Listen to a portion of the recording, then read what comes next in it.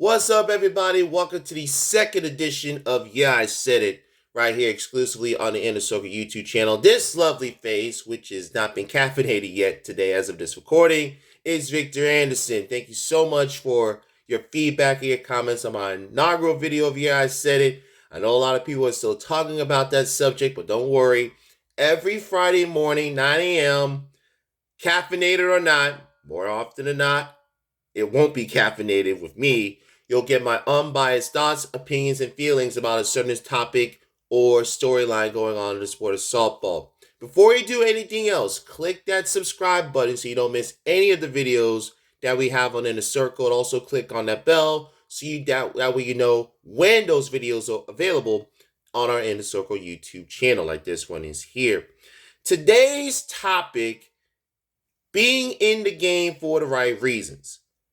And I am proud to see Athletes Unlimited and the Oklahoma City Spark, two organizations who are understanding the growth and the development of the sport as a whole, joining forces to play an exhibition series in Oklahoma City this summer. Dr. Tina Floyd, ever since she created the Oklahoma City Spark, has had the perfect infrastructure of coaches, of players, of administration, setting the foundation for the sport of softball to be taken to the next level. You can understand that when she made the announcement with my friend Tara Henry earlier this year, or last year, that Oklahoma City would be departing the WPF to going as an independent franchise. There may be a separate Yeah, I Said It about that whole situation during the summer. Nonetheless, you have two entities, Athletes Unlimited, the Oklahoma City Spark, who are about growing the sport, about making the sport better for future generations to play in it, to thrive in, coming together to provide a bigger platform for the sport of softball. Now, this is in addition to Oklahoma City having the World Challenge with Team Great Britain that will also be taking place this summer. Shout out to my friend Tara Henry doing that. And it got me thinking about this. There are people in the sport who are truly about making the sport better, making the sport better than what it was when they got into it, and leaving the sport in a better place for those who are coming behind it. When I was working around this college the last couple of years, they had a new volleyball coach named Michael Robinson. One of her big talking points was honor and legacy. That's honoring those who came before you and leaving a legacy for those who are going to come behind you. There are people in softball who are all about that are about honoring the past, the greats of the game, making the game better than when they had it. And at the same time, setting the platform, setting the stage for those future generations of players who are going to come up in the sport and taking that sport to even greater and higher heights. There are those types of people in the sport, and we are appreciative of them for being in this sport right now, especially with the boom period that softball is experiencing both on the college level and the international stage. Professional, again, I'll save that for a later episode if I said it. However, for every one person who's about growing the game to help the game, there seems to be 10 people who are about growing their wallets under the guise of growing the game.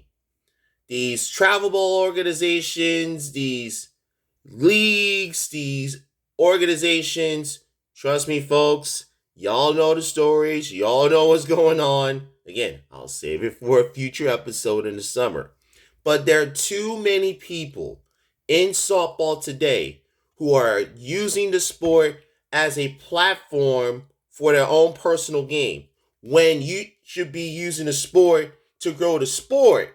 You should be using softball to make the sport better And when you make the sport better, that's when you start to reap those personal and professional benefits and the financial benefits.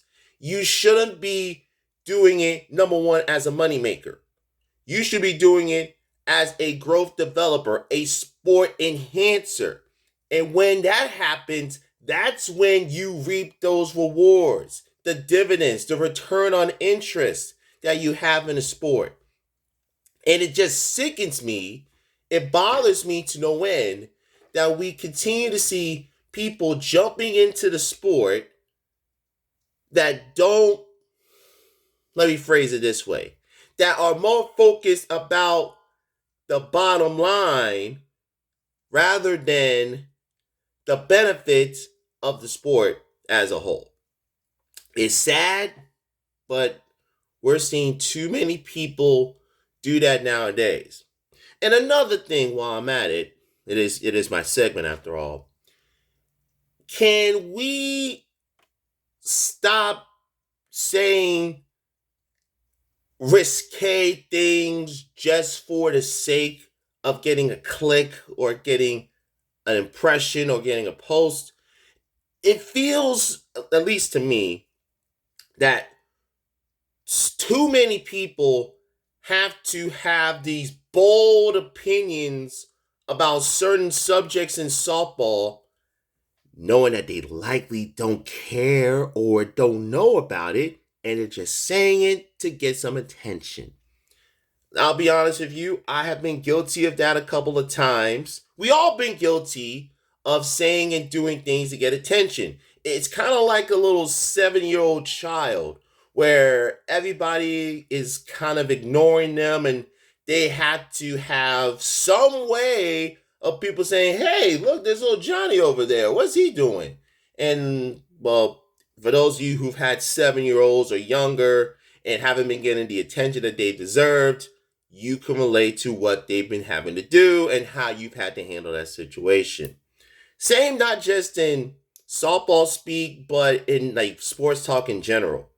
It's the Skip Baylessification of the sport. It's the Jason Whitlockification of this sport. Is that people have to say things and generate these spicy headlines for people to look over and say, wait, what? Have those big bug eyes.